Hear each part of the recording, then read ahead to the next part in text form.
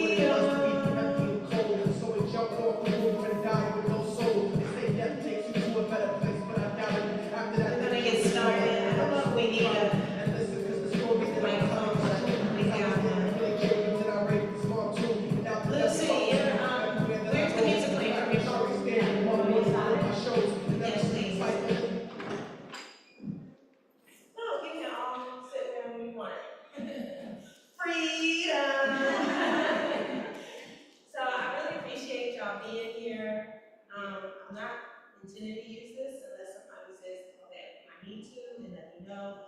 And if anybody else feels like you need a break at any point, they're here. So I just first want to appreciate y'all for coming here. I'm really excited and a little nervous. I have really I felt very blessed to being, I guess, like a vehicle of like a vision or ways that I can contribute with people to our collective freedom, our ability to get into that space. And so this is something that I have held and for like quite some time. And it's very exciting that there are other people who can see what it is. So I'm just really appreciative. We wanted to start with a libation ceremony. So the program, the scheduled program, is that we had our first 30 minutes of just people coming in and getting settled. And then we're going to have libations and, opening. We'll hear some arts offerings, to help us connect in spirit, and to joy and the creativity that is core to like, we are alive because we were created, we are creations, and creativity is such a core part of our aliveness. And so, that being a part of this is important. And then I'm going to go over what the concept of the Church of Revolution is and the larger umbrella of freedom that is holding that project. And then Ant's going to give some remarks, and then we will gather downstairs.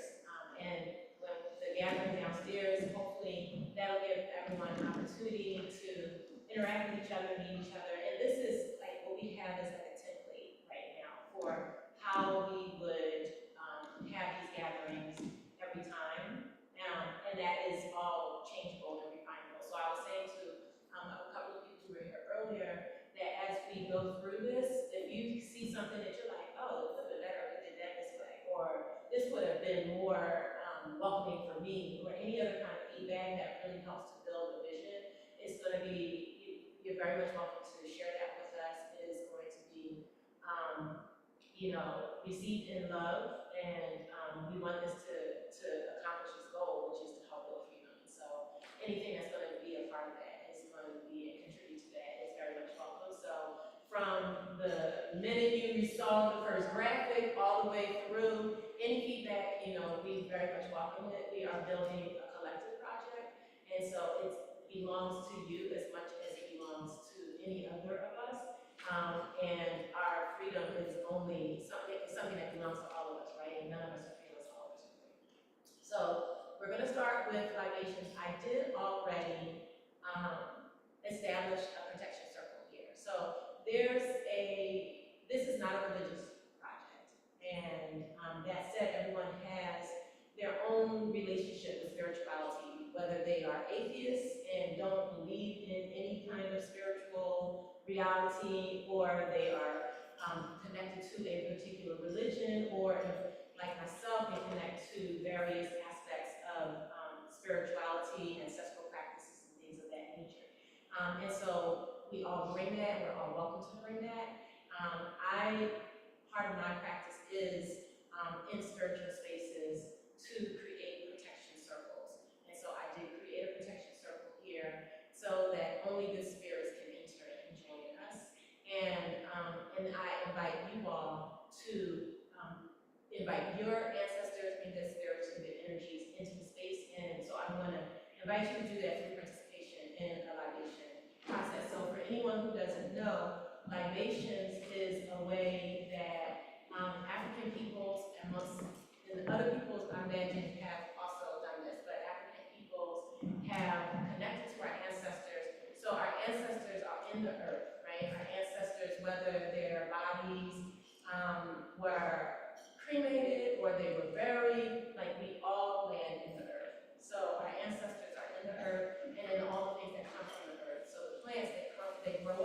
they feed and nurture on all of the life forms that return to the earth, and that includes our ancestors.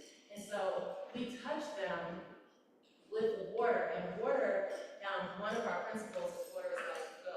Water is an element of cleansing, it's an element of power, transformation, nurturing, and so we hold water and we pour water towards the earth, and that creates a connection between ourselves and the earth, and it represents that nurturing, that nourishing, and that cleansing, and our interest in both being nourished by and nourishing our ancestors. And so we pour the water into the earth, and we call the names of ancestors, and invite them to join the circles. And those ancestors can be our personal ancestors, ancestors who inspire us, ancestors who have sacrificed for us, our revolutionary ancestors. I always call upon, I'm a creative person, so I always call upon creative ancestors, as well as I'm a revolutionary, so I call upon revolutionary ancestors, and I also call upon my community and familiar ancestors. So those are just examples, right? So I'm going to now pour water from here into this plant, and I'm going to invite you to say the names of ancestors, and then we often say ashe, which is a way of affirming what is happening and what we have done. And so there are other ways to do that that may be a part of your practice. For instance, some people say amen, and there are others. When I was just in Dominican Republic, and we were in a spiritual circle for the solstice and the new moon, and they had another term, I can't remember, but they had another term. So if you have a term that connects to you, you're invited to say that as well. And so I'm going to invite you all to say the names of the ancestors, and I'll pour the water at the same time. So please do. I can start with my grandmother, Leonie Portier. Ashe. Queen Ashe. Walter Riley. Ashe. Elevate. Ashe.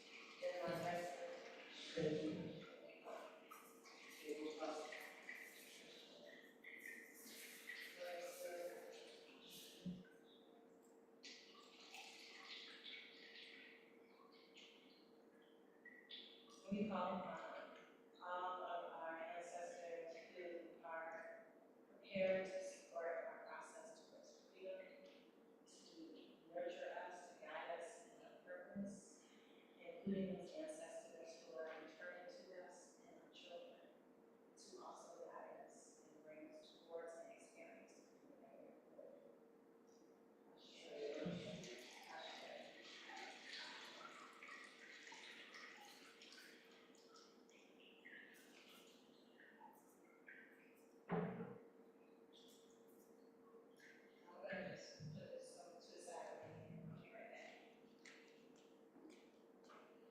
One of the things that I had received as like a message was that like there's like this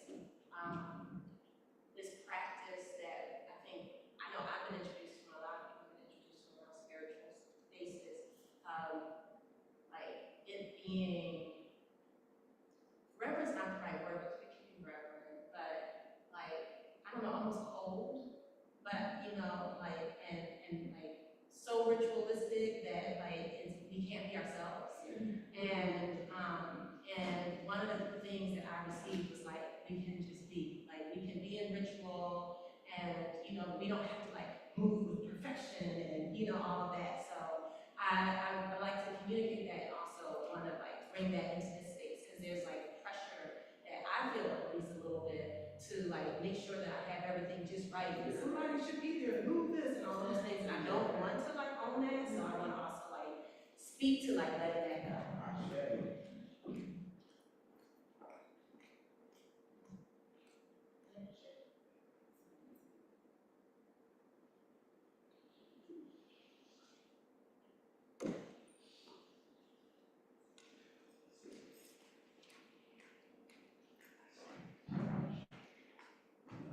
So my program is over here on my computer. So we have someone who's going down the hallway who's going to read a poem. So we're going to bring her in a little bit later. But what I would like to invite you all, does everybody know everybody who's here? No. No? Okay, so I would like to invite you all to spend like the time of a song getting to know, you know, other people, saying hi to other people who are here, just greet your neighbor, you know. So we'll play a song, and then, you know, please just say hi to some people that you know already.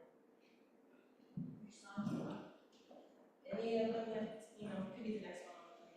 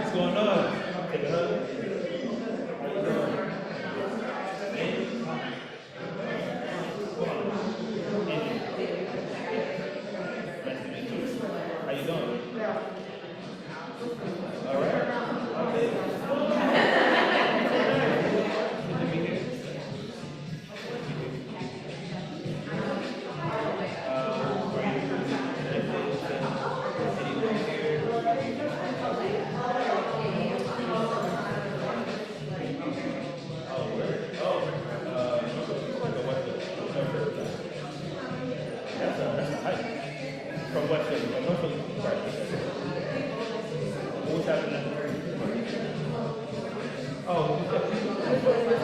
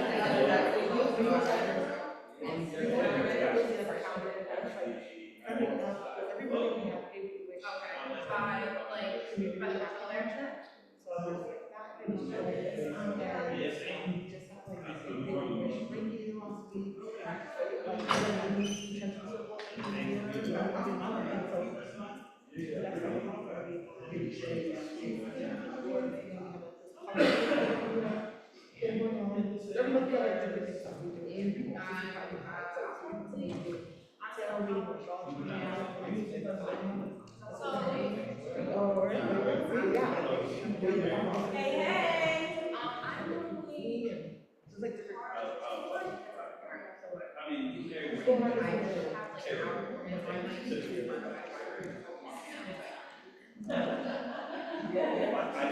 glad that people are like enjoying it and know each other. No, I absolutely do. She just hasn't given me the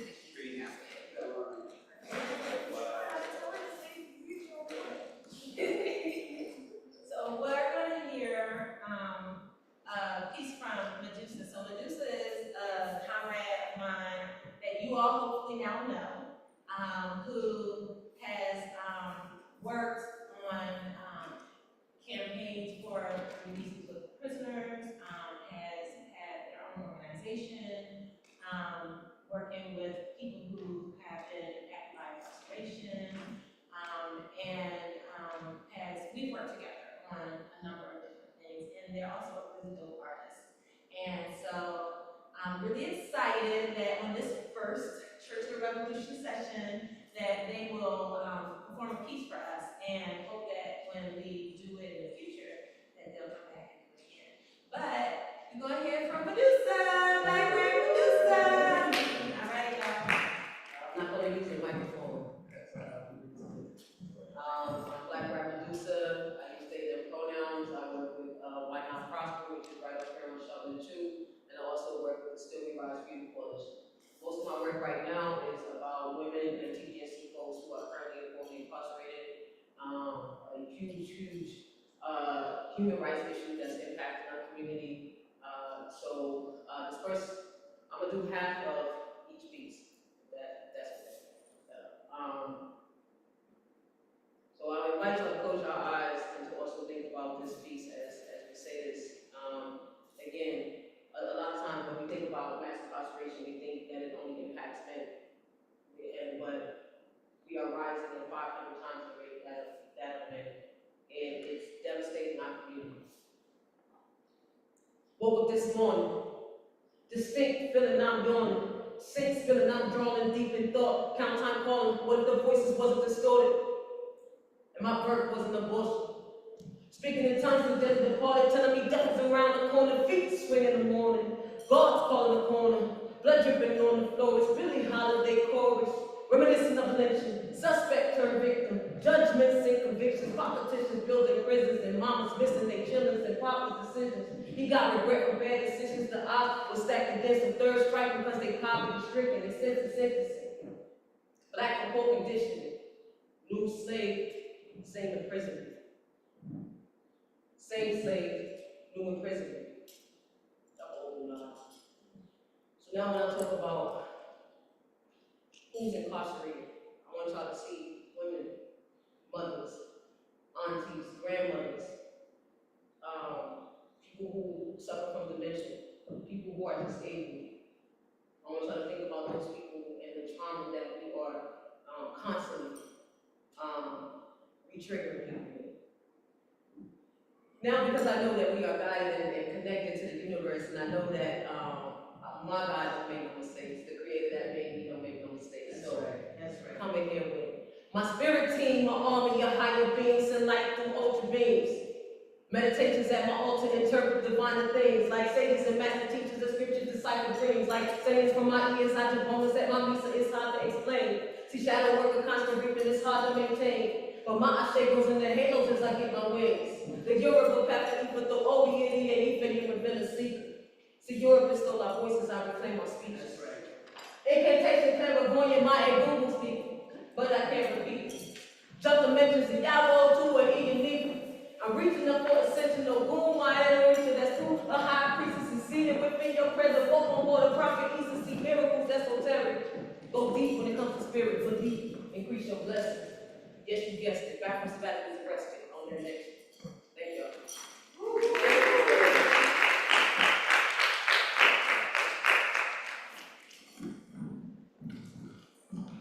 So since Dom and Sadie got here after we did the Reach Your Neighbors, I just want to introduce y'all to Dom. Yeah, and the Zadies, that's Aaron Churchside. Hello, Dom. Alright, so what I'm gonna do is I'm gonna kind of do a little overview. Thank you so much, Medusa. Medusa's so talented, I always enjoy it. I'm gonna give y'all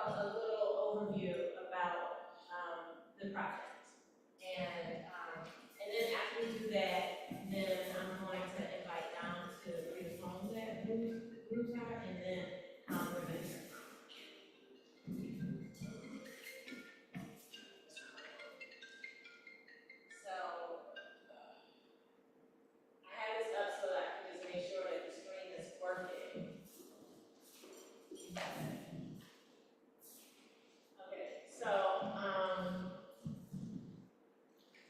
I'm gonna move through this presentation really quickly and talk a little bit about Ubuntu freedom and then the Church of Revolution.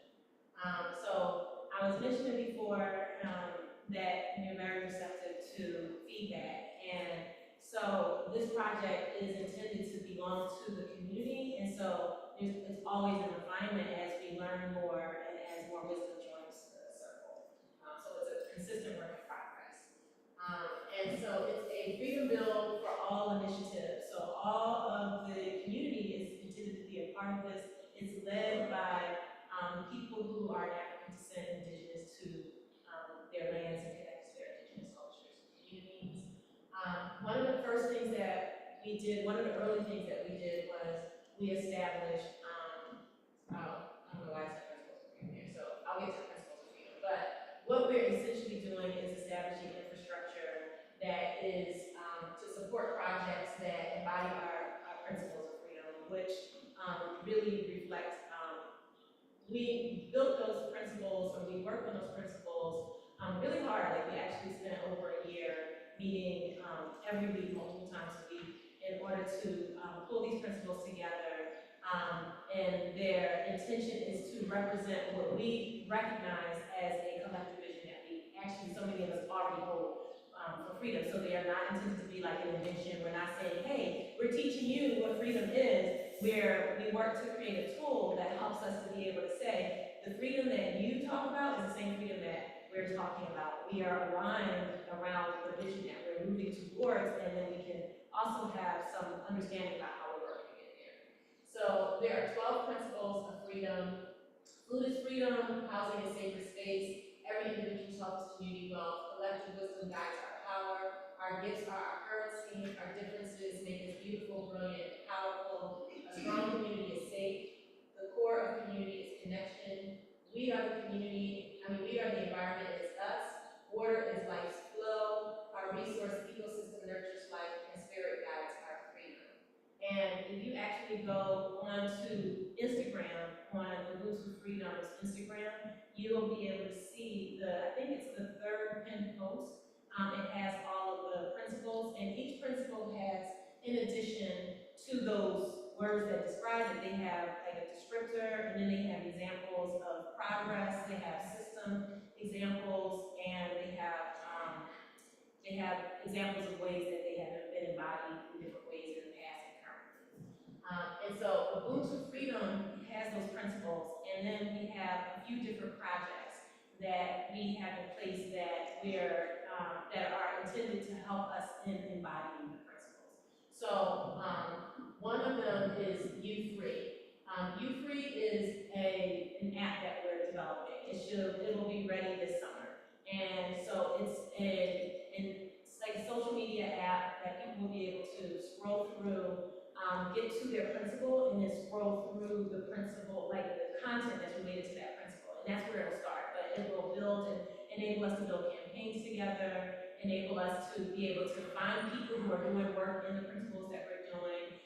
We're also building, and on the Ubuntu Freedom website is already the beginning of a resource, like a document resource, so that we can share things that we already have. And like we were on the back call talking about political education resources, that those can also be uploaded on a resource like that, and people will be able to access that kind of information.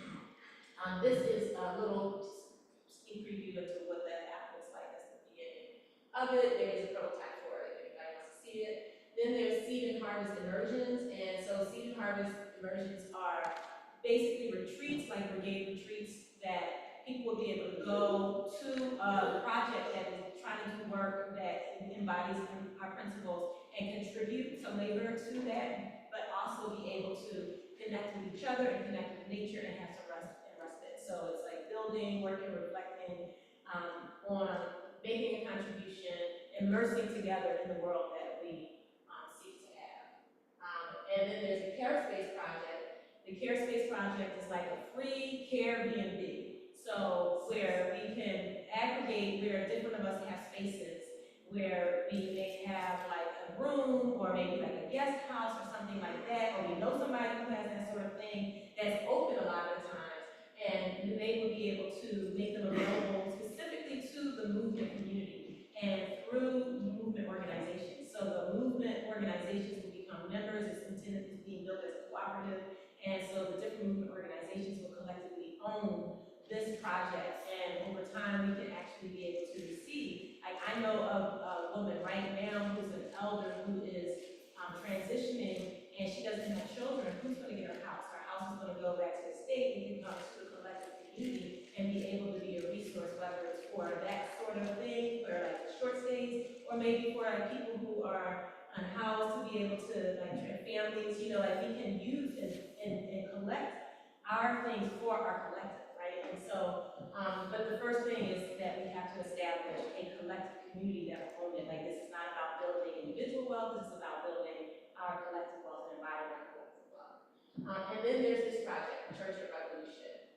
And so the purpose of the Church of Revolution is to use the familiar infrastructure of the church in order to support our liberation building. And so the four initiatives, I'm gonna get a little bit more into the Church of Revolution specifically, but these four initiatives are all supportive of each other. So like the Youth Free platform helps to connect people that they can come to these local spaces locally, but they also can be funneled into these seed and harvest immersions. And you know, we can have resources that support each other, so they all support each other. I want to move fast because I don't want to take a whole lot of time on the presentation.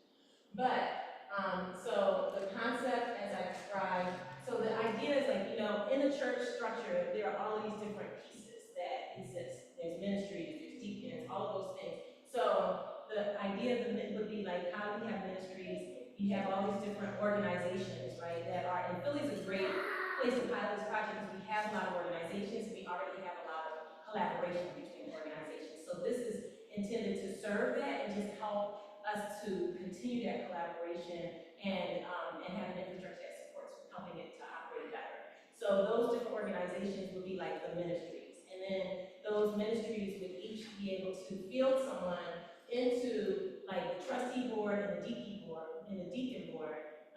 And the trustee board would be the entity that runs like the finance business of the church.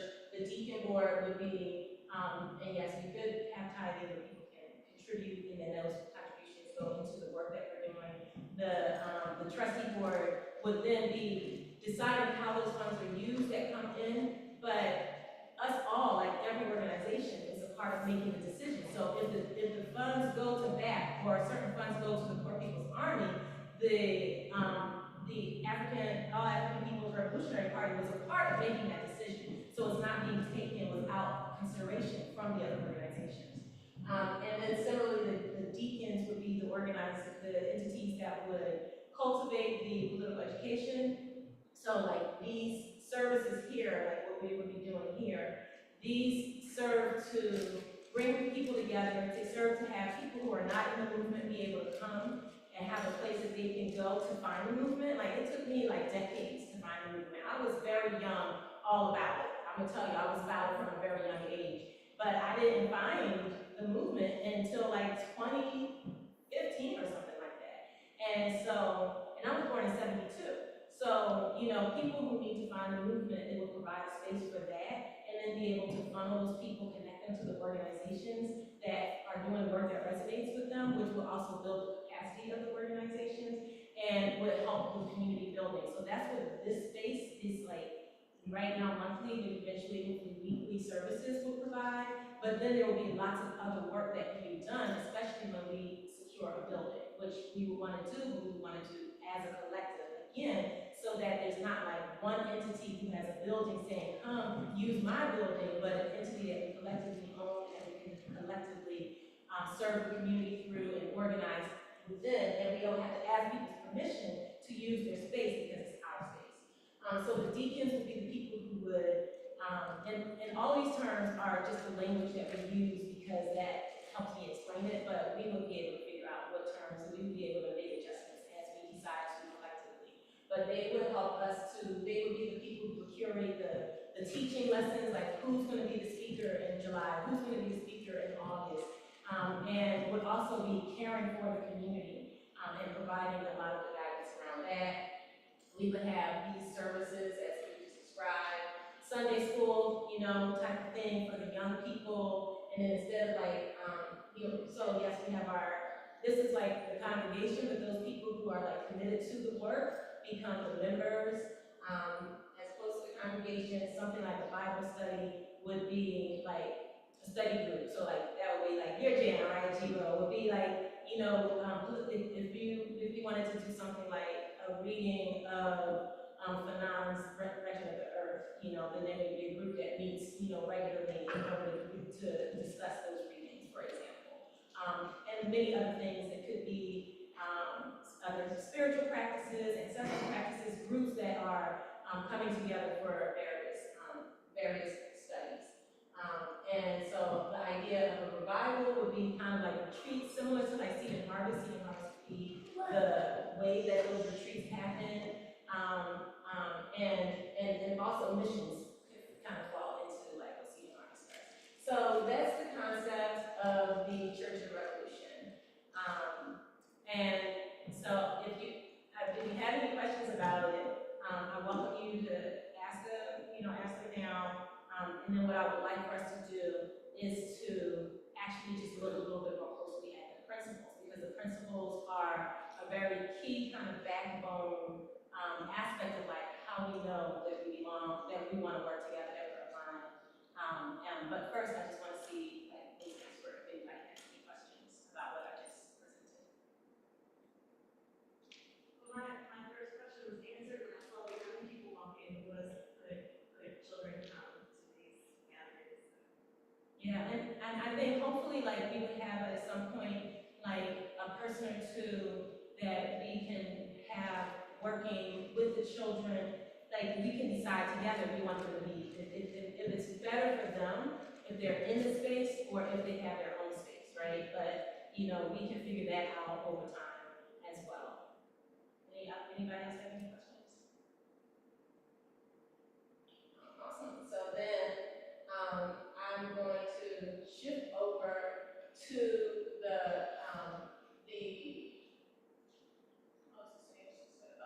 slides twice. Okay. Good thing we're not trying to be perfect. Here we go.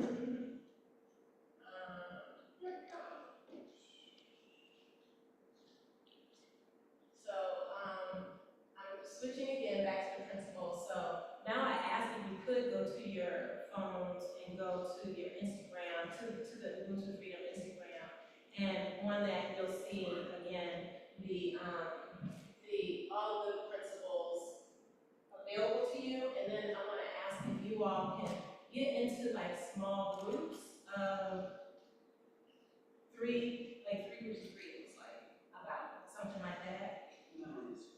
Okay. It's also on UbuntuFreedom.com. If you go to UbuntuFreedom.com, you'll see the principles there.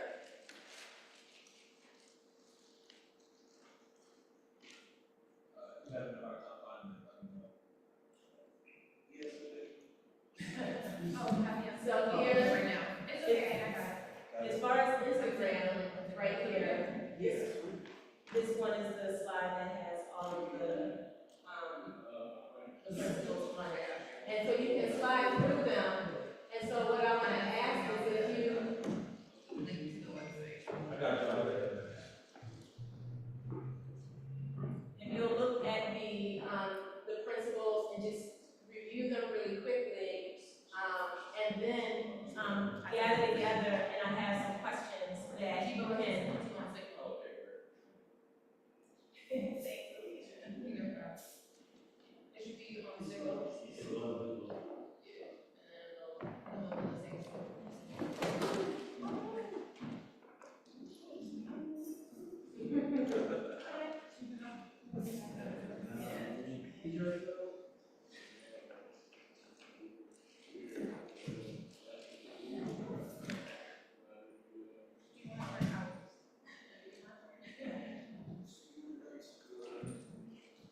So I'm gonna relax a little bit because we're not behind time-wise. We're like in great time, so that makes me feel happy. all could just take a few minutes to read the principles, right? So it's, like I mentioned before, each principle has its title, and then it has its descriptive language, and that's what's on the Instagram. On the Ubuntu Freedom website, it also has the rest of the information that is a part of each principle that we worked on. So if you click on, and I'm not asking you to do this, I'm just letting you know where it is though. So this has the title, it has the descriptor, and then it has system ideas, past and present examples, and examples of progress. But what we're focusing on right now is the name and the principle. So if you can review that information, and then what I would like for you all to do is to get into small groups to be able to discuss them, and I have some discussion questions that you can consider. And you don't have to like go over them like first answer question one and everybody like this, but just to like review the questions and then consider them in a conversation. So I'll just tell you what the principles are, and then we'll play a little music while you all have engaged in this activity. So the questions are, which principles resonate most with you? Oh,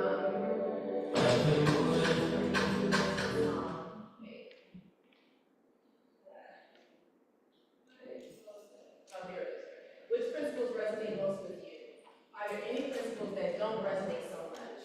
Which 1 to 3 principles most show up in your work and activity? So part of this, like, part of the idea is that, like, I think of it like a 12-lane highway. And there's, like, that's going to one place, and that place is freedom. And that each principle is a lane that you're in, that you're working to get us to that end place of freedom. And it's a way that you're working in this lane and somebody else is working in another lane, but you kind of can see how you relate to each other as a result of having some of like this kind of structure for how to think about it. And so when I ask which 1 to 3 principles most show up in your work and activities, it's kind of in that vein of like, do you work in the area of housing a safe space? Do you work in the area of a community, free community is safe? And how does that look? And then which principles are far removed from your work and activities? And the thought about that is like, it's far removed, like, do you know people who are doing that work? You know, are we confident that that work is being done? Are there big gaps in that area? And is there one principle that means the most to you? So those are just some things for you all to be able to kind of explore and talk about.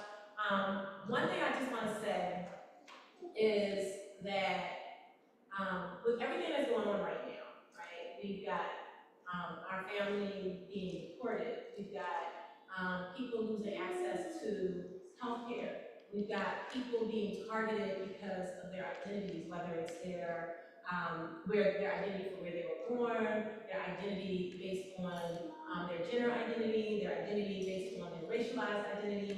You know, people are being targeted. We've got this war that has started, you know, that is like, you know, overwhelming, and what do we do about that? And that's the thing. Like, I was talking to a friend of mine earlier, and I was saying, like, it feels like people don't take it seriously like that we're always safe. We've been involved in all these wars, so it almost seems like war is bad for them, and maybe our people go over there, and then they may be, you know, subject to what war does when they go over there, but that the rest of us are over here safe. They don't even recognize how it personally affects us, and all the way to the idea and the potential that there could be a bomb coming our way at any moment. And, you know, and what she was saying, she's not an organizer. What she was saying is, like, I do get that, but what? I go to a march and what? I do whatever, and what? What do I do? What is the difference? And that's really like the inspiration behind a lot of this effort to build a new world. Because as long as we are still engaged in and participating in the system that is in place, we're powering it. And so we need to actually pull ourselves out of it, to pull ourselves out of it, but to go where? If there's no people, if we as the organizing community are not building an alternative then we are leaving everyone to continue to power the system that is. And so a big part of the Ubuntu Freedom Initiative is about inviting us to come together to actually be building the alternative, embody a new place, and then to be able to welcome people to leave this old, dying, crusty world and move into something new and beautiful that we have created together. So that's the kind of motivation behind it. That's like the core and spirit of it. That's what the Ubuntu Freedom Principles are representing. And so we're inviting, this invitation to this conversation is kind of conceptualizing that. So please group together and have a conversation. And that was a great song. I love that song. Play that song. Which one was it? Omar Lay.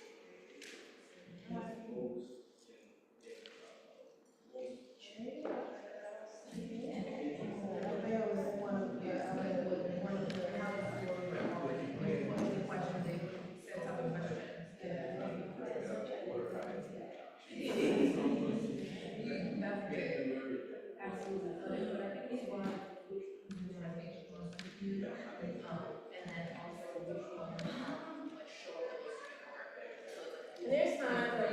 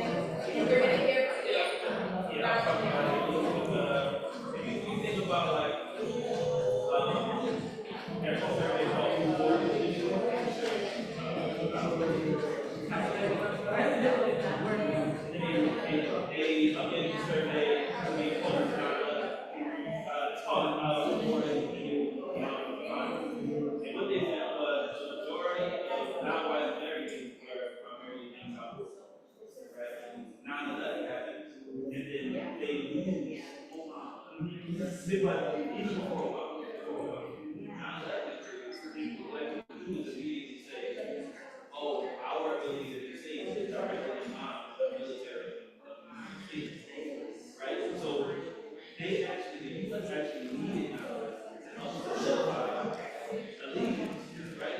How are we going to, this might happen again, y'all got to be on our side, it's happening to you, right? Always the state, if you deal with this, if you deal with the young kids who right now, people say stuff like, oh my God, I can't believe you bombed Iran. People like, what do you mean? Who is me? I didn't do that, right? That has been the general sentiment forever. But what they do is, you can utilize this advocate and say, your best interest is to support these rights. So I'm so glad that y'all are having these really robust conversations, and it's really great to hear how people resonate with the principles, and how you can imagine like the world when these principles are embodied. So I'm really appreciative of that. So what we're gonna do now is we're gonna have Don come up, and she's gonna read the poem that inspired her. I have known Don for, this is 2025, so for 5 years now. And we met under really tragic circumstances, because Don's husband was taken from us by the police in 2020. You all may remember, on October 26, 2020, police were called to support a family whose family member was having some mental health concerns, and they took him from our community, in front of Dom, and who was pregnant with Shashai, and in front of her mother. And so, I've gotten to know Walt actually through knowing them, and have learned what we as a community lost as a result of that, and have gotten to know Dom and the family, and continue to support the family, and continue to seek to find ways that we can, as a community, support the family. And I will just let you all know that I did create recently a Patreon for them, which I'm going to be promoting soon. And the goal is actually to identify 1,000 people who will be willing to contribute $550 a month to support the family. Because there's like this impression, I think, that people have that they've somehow been made at least like financially whole or stable as a result of the court process with the state. That's not the case. And the things that Dom has struggled to do just to hold the household is not giving her the space to actually heal and help her family to heal and to be able to find any kind of peace. And so I want to create an opportunity for people to support them being able to move a little bit closer into that process. In addition, Dom is a part of our movement community now, and so was happy to come here and just share a piece that inspired her, and so that's what she's doing.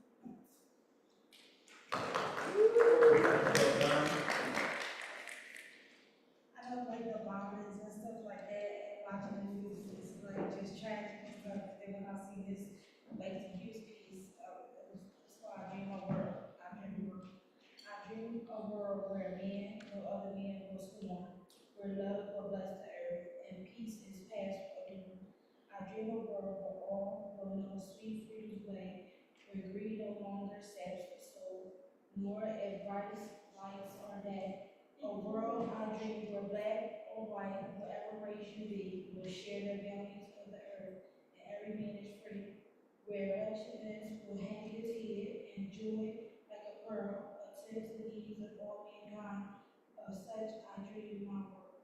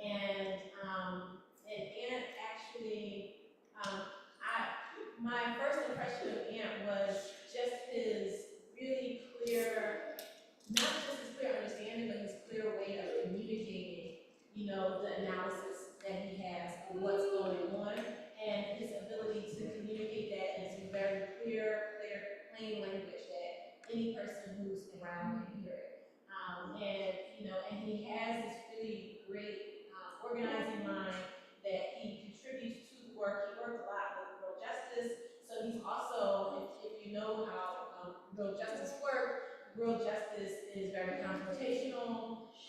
They will confront empire directly with their bodies. They will de-arrest, people. And that was the kind of organizing he did. And also an educator, and he worked with Youth Build. And so Youth Build is a place where people were able to go if they were not necessarily succeeding in traditional schooling, or even if they were, a lot of people who were, they were not. And this gave them another opportunity, and then they were able to encounter, this revolutionary mind. And he also is a member, and I want to invite you all to go to UbuntuFreedom.com and look at the team so that you know who some of the people who are guiding the Ubuntu Freedom Project. Ann is part of that team. And Ann and I were actually together out in the streets the night that the community took Walter Wallace Jr. from us, and then the next day the police raided his home, and and with his family, and then he was dealing with the court process. They accused him of setting a police car on fire during the earlier protests after George Floyd was murdered, and had to spend 3 years under house arrest, and then had to then go to jail.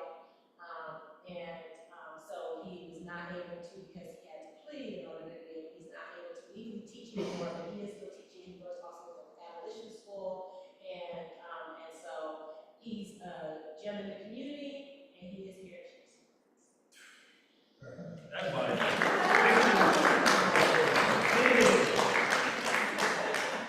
That's Bible. Wow, you killed that. I think that's it for me, y'all. So what would we have after this? What section is immediately following? Reflections. All right. On a scale of 1 to 5, you can hold your hand up. You don't gotta say it. Scale of 1 to 5. How hungry are you? 1 being I'm good. I'm not hungry at all. 5 being like I can eat anything at this moment. 5, 1, you good. 5, 2, 4, 2, 4. All right. Okay.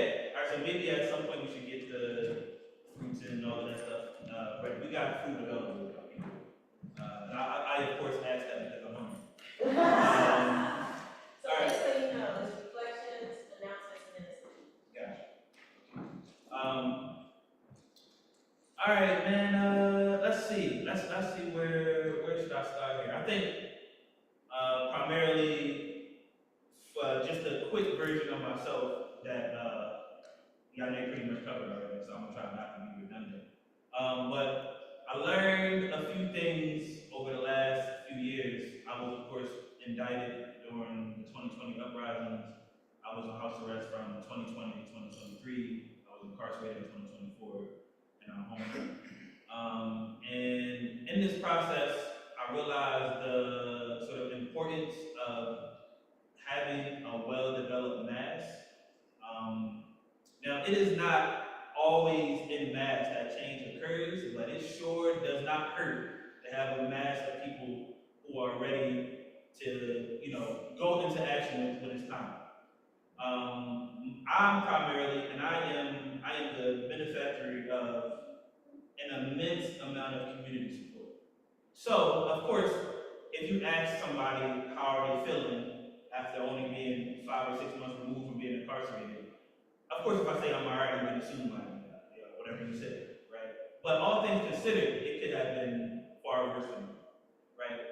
And it is really a privilege, and it is not normal. I received over 500 letters of character support, right? Character letters of support.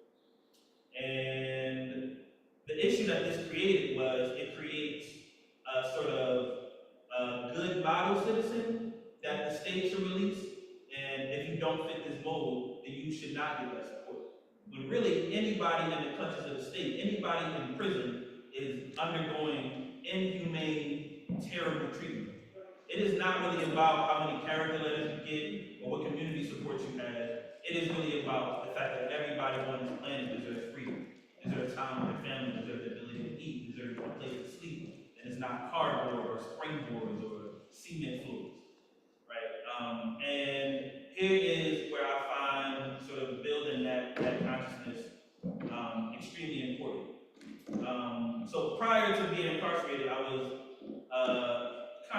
contradicting my own situation because I'm like, yo, it ain't really.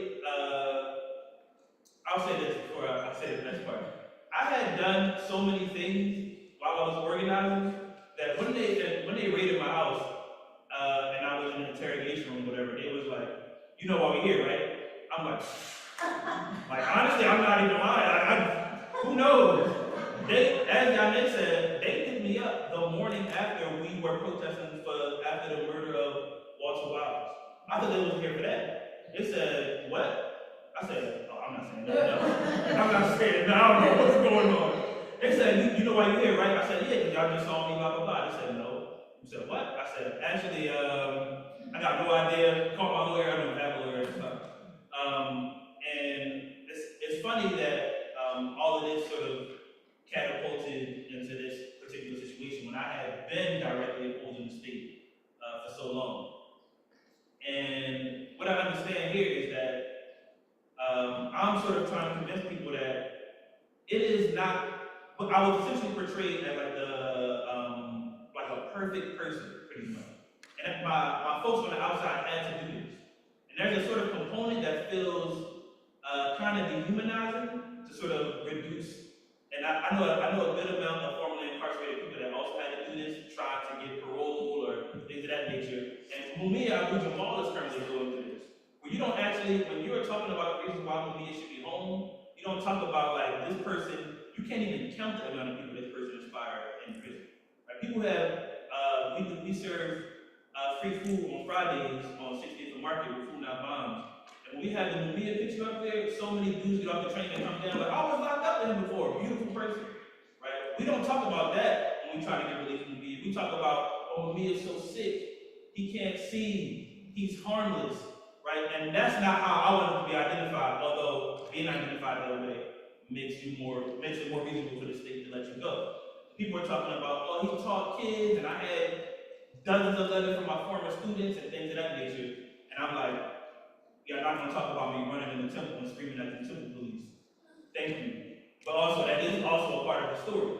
But what part of humanity does not say we all sort of are living in dualities of violence and peace? Right, of making space and taking space. Right, that's the human experience. And then we mess up, we figure out how to rectify it. We mess up. And the state is really interesting because it is asking us to have a perfect portrayal of who we are, while it itself, to use biblical terms, gotta be the devil. Right? I mean, this is the state. And for them to ask that of us is really interesting. Right? So now we find ourselves here in the Green Street meeting space. And I find myself really thinking about the contradictions that growing up in church spaces have had for me. The lanes of opportunity and the time where it did not feel welcome. Right? And to move through, that is a component here where we must figure out how to utilize the things that help us towards liberation and leave behind the things that don't. It is actually not working in any regard to lose entire sections of society, right? Because we are putting everybody through a purity test, right? I find that there is as much value as organizing in interfaith communities, and if anybody here has talked to Lucy, some of the work I've been doing with her is interfaith, right? Because there is a body of people there that we can move to support movement work. We had a meeting recently with a reverend that was talking to me about the contradictions of the church, right? He asked me, when you were getting arrested and when you came home, what was the reaction of the black church? Like, what was the black church doing for you? And my mom's church specifically turned up. Like, they were super solid, right? And he was like, no, I'm not talking about your mom's personal church. I'm talking about the institution, the black church. What was their response, whatever? I was like, they pretty much ignored it, right? He said, there lies the issue. Because if this was the 40s, the police might not even be able to find you. What the church would have done. And here we find one of the contradictions, and not the behavior of the people that attend the church, but the function of the church under chattel slavery. Right? We are not trying to recreate or have something emerge or develop something new between the church or the ideas of the church and movement work. We are saying this is your origins. This is not something new. This is your origin that you deserve for our collective liberation to return back to those origins. Right? The movement for reparations, the movement for civil justice, and the movement to have black churches all come out at the same time. These are not separate movements, right? And Richard Allen, when developing the black church, right, developing the black church, which was segregated, he had to develop the black church because he could not be in white churches. Richard Allen is doing this in the name of reparations and civil rights. This is not, we got the church right here, and then Richard Allen goes over here and says, I'm going to do civil rights movement stuff. This is happening in the same institution, right? Where is Martin Luther King's background at, right? What develops his moral compass to understand this, right? We might consider, people will attribute that to later reading about Gandhi and the nonviolence movement, but he already had a sincere and well-steeped moral compass prior to leaving his church, right? Where is Malcolm's family, right? Moral compass coming from, right? They are coming from the church, and many of it is influenced by Pan-Africanism, by Marcus Garvey, right? Whose family is coming from the church, right? This is not, we are not saying that, oh man, we really got to figure out how to make this church and this revolutionary work together. We are saying, what are the barriers that are preventing you from doing what you are assigned to do on this planet, which is protect all of God's creatures. That is your only sort of directory. That's what you should be doing. And what I see here is the opportunity to develop a mass body of people who can say, I am not here in spite of my faith. I am not here sort of trying to manipulate my faith to give me a reason. I am here because my faith dictates me to be here and to be in solidarity with the world's people. Right? As we talk more, and then we will sort of, I guess, there will be more time to consider what the role of the churches and the way that this language is used. I want people to actually consider what the role of the church actually is. And to challenge people who say, my church is not here to do that. Right? My church doesn't operate in this way because that is objectively false. I'm not talking about your opinion. Look at the history of your church. Right? And the Quaker meeting at that, right? Whose primary sort of fracturing come from resisting the slave apparatus, right? We don't want to be a part of it. That is why you are. So to tell me that you don't belong to revolutionary work is simply not honest. So what I want to sort of ask everyone to think about as we move on is all of the things that we consider not a part of sort of mass movements. And I challenged a person very recently to say, if everybody who is in spaces where the masses are says the people here are not good enough, I'm getting out of here, then where will the organization of the masses occur? Where will it happen? Right? Nobody wants to do the workplace. We all hate our coworkers. Okay, cool. Church people do this and church people do that. I don't want to do this. Okay, cool. People in the masjid, they act like this and they act like that. Okay, cool. All right. So now that you left where everybody's at, where are you at? You don't go to the parties. You don't go to the bars. Where do you be at? Where are the people at? And you don't be there. Then have the audacity to question why we aren't winning, where are we going? Yeah. Right? Huey Newton was reading Capital by Karl Marx, right? And Karl Marx's sort of primary function, primary organizing structure is the factories. Why? Not because, in his analysis, this is where the movement must occur, but because it made sense for his society. My book is widely read in the factories because that's where people are seeing all of their contradictions merge here, right? What did Huey say? So Huey Newton is reading this, right, in Oakland, and is reading this and is saying, I know where my people are. My people are in the bars, right? My people in the streets. With what Karl Marx originally understood as the lumpen proletariat, Fred said, that's my folks. I am going to organize the gang members, right, and the people on the street, because that's where we need to be. Our analysis says we need to go where our people are. And this sort of like sedity, like we don't need to be there. The Black Panther Party existed for maybe 11 years, maybe, right? Black Liberation Army existed for maybe around that time, if you don't consider the underground components, around this time, right? These churches are hundreds of years. Your mother and her mother and her mother and her mother all went to that church. That is a legacy to tap into. That's a legacy to tap into. People think that if you build a school, people feel a lot of, and then you may know that you're an educator, right? And especially growing up in the school district, which is pretty garbage, really, right? But if you are in a school, a lot of educators feel a lot of sense of pride by living in a sort of terrible school, and all of the students love me, right? And my school is so garbage, but my students love me, man. My students call me at 7 in the morning and won't let me go to sleep, right? That is a terrible model for liberation. What you really want is a school so beautiful, so welcoming, that they go into places and they say, my teachers are so annoying. I actually don't like a good amount of teachers here, but this structure is so beautiful and beneficial to me that I want to be here anyway, right? People begging to get out unless they're around you is creating that sort of exceptionalism that feels good, but it is not creating long-term liberation. So I don't want exceptionalism. I don't want to be removed from the spaces where the masses are, where my own mother is. I want to learn how to move people so we can actually get to a liberatory strategy. All right, that's it for me.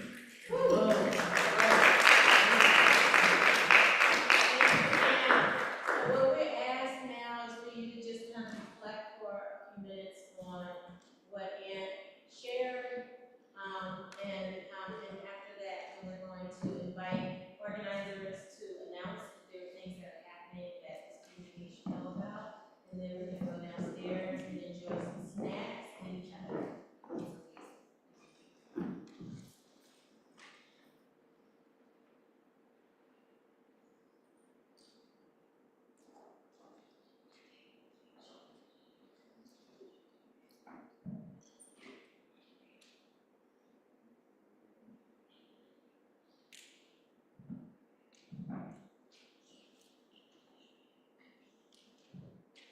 In Quaker spaces, people come together and they sit in silence, and then if they're inspired, they can stand up and share an inspiration.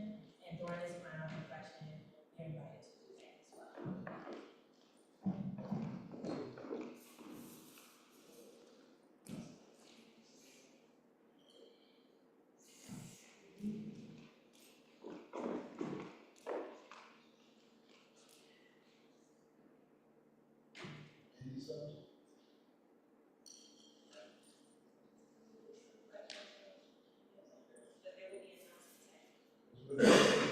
My name is Russell Khan. I'm with Town Judicial Research.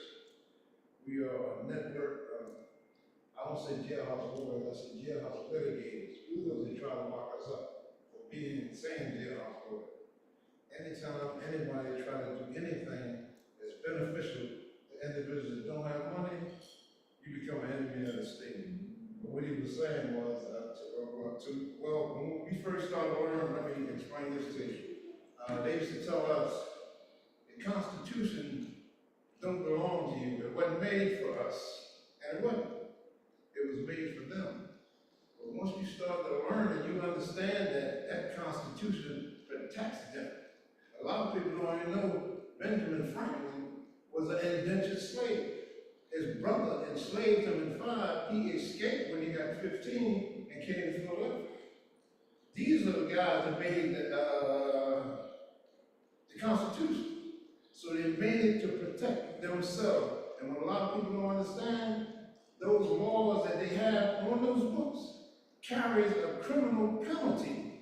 Trump should be in jail. We just got too many cowards in Congress because Congress controls everything. We, the people.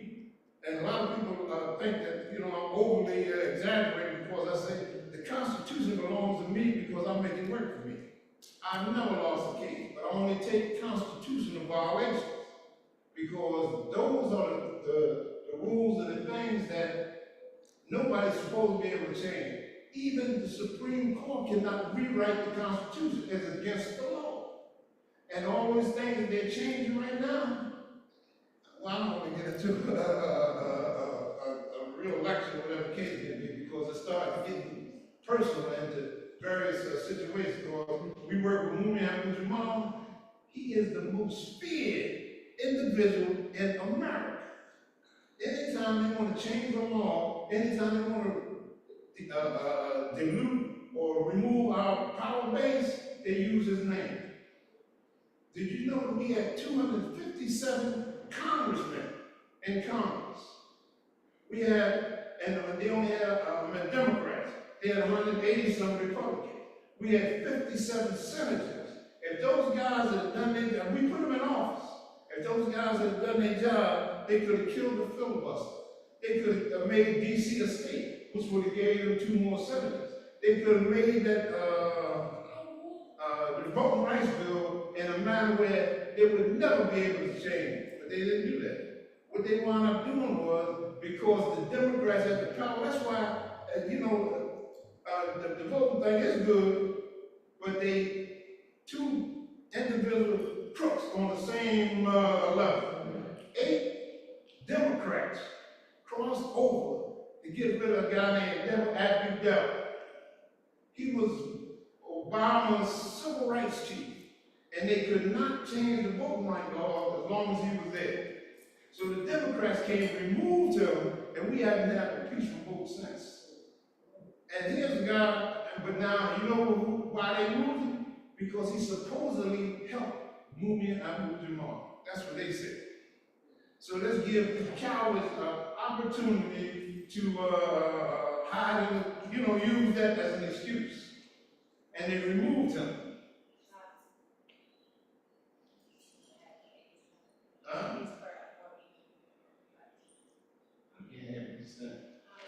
just saying. Oh, okay. All right. That's why I don't get started. You know what I mean? Because, yeah, but I mean, we are the power. We the people. You know what I mean? We understand that. And they got one more thing. The Constitution's got a thing called a Sixth Amendment. It's called a supremacy clause. And what that means is federal law supersedes state law no matter what. And they can't change it, but we allow them to do that. Our representatives. And they don't have the authority to do that. We got to step up.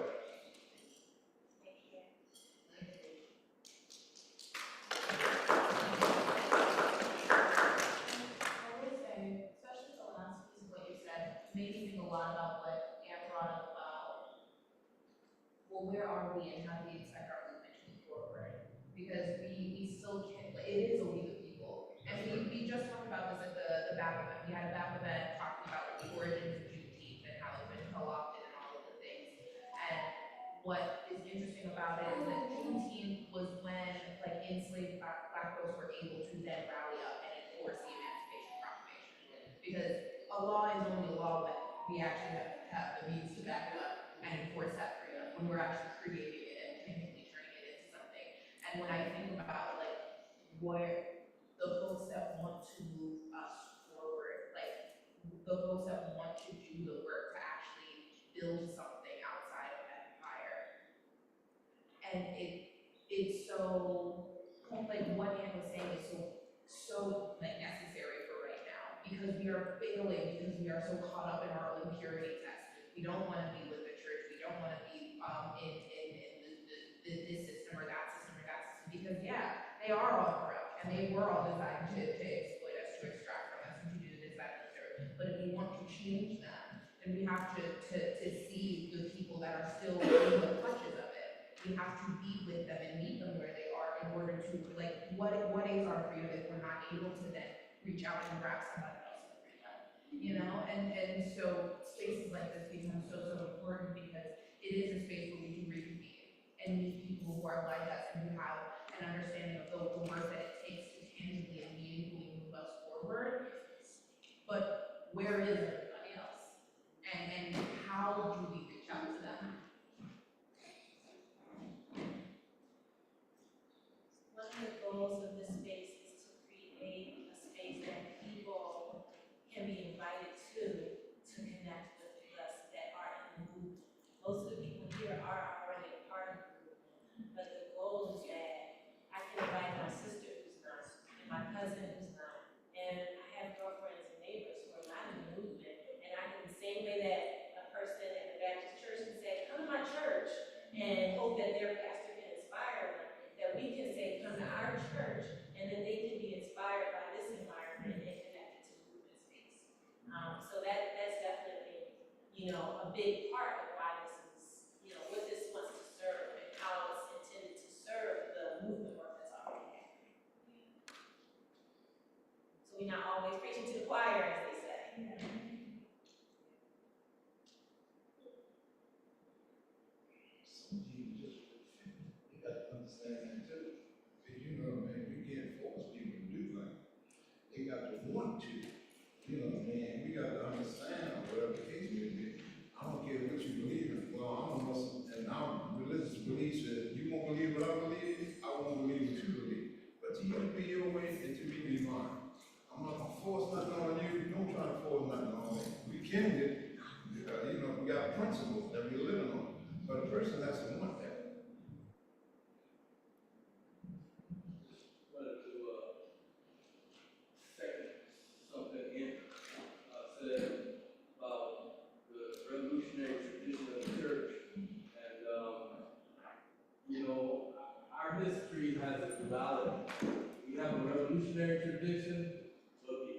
celebration of capitalism, we also have a reactionary aspect to our history.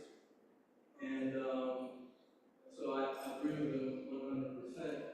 Recently, 2 weeks ago, our organization, Black Alliance for Peace, along with the All African People's Revolutionary Party, and a new organization called Black Radical Christians, which my wife founded, had an anti-Zionist program at her church in Southwest Philly. And if the pastor can co-sign on an anti-Zionist program, you know that's a progressive pastor. That's all I'm saying. And we have to get other pastors to step up to anti-Zionist racism that permeates this country and our city. You know, the city council, the mayor, they co-signed Israel and all of that. The genocide that's going on in Palestine, all of those things. So I agree with Ann. We got to step up the radical politics that pastors are responsible for in the church. So, yeah, I'm a member of Black Alliance for Peace along with Diane and Chico and Aaliyah. And I'm also a member of Black Radical Christians, which is the organization that Chico's wife started some years ago. So I'm a Christian, I'm a radical Christian, in and out of the church over the years, and now I found a place that feels good. Largely because the senior pastor, Sean James, is progressive. It's not radical, but I would say he's progressive. It is a good place to be. So certainly I resonate with what Ed talked about, that history of the quote Black church end of quote in this country. Long history. We all should know that it did begin as a space where we came to a number of pieces. A lot of our radical progressive work came out of that. It's changed over the years, and we need to bring that back. My struggle, and I'm not saying that this doesn't work for other people, but my struggle has been trying to continue doing this radical work over the years. The protest organizationally has been trying to win. Two book clubs, win women from this book club to come in. They come to me, they know where I come from. Oh, yeah, Kathy, you're that radical person. And I just push back, why can't you be? You're not questioning your space in this country. Don't you realize that this is empire? And then bringing that down. But I'll tell you one thing, I'll end on this note, is that political education is important. Okay, I'm reminded by Henry Hart reminds us that you take that history from wherever it comes, whether it's from a European person, Karl Marx, or Walter White, doing more study on this. It's a bad man. He was assassinated at age 38. But the point is that it's that PE that arms me so that when I go out in the community, when I talk to, not so much my children, because they can hear my mouth, ever. But certainly family members and community members, you drop those pieces of those pearls of history. Because it's going to take all of us. It's going to take white folk. It's going to take African people. It's going to take all of us to change this building. To change this country, to change the world. That's what I think.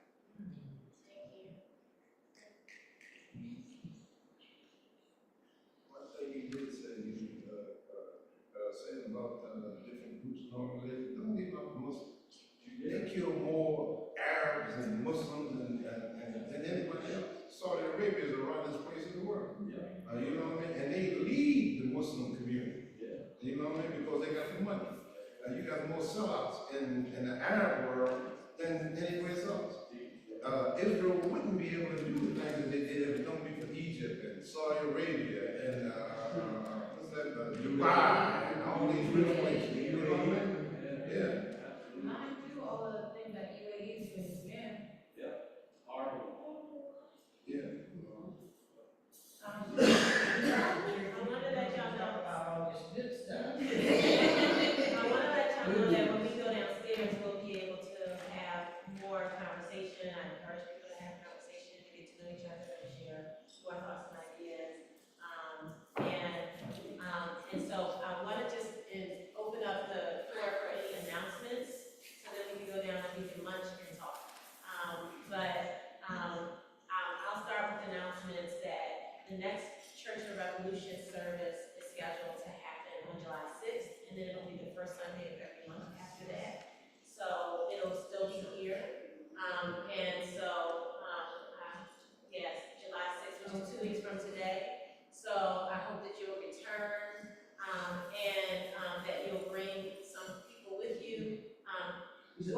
money in the month. Yeah.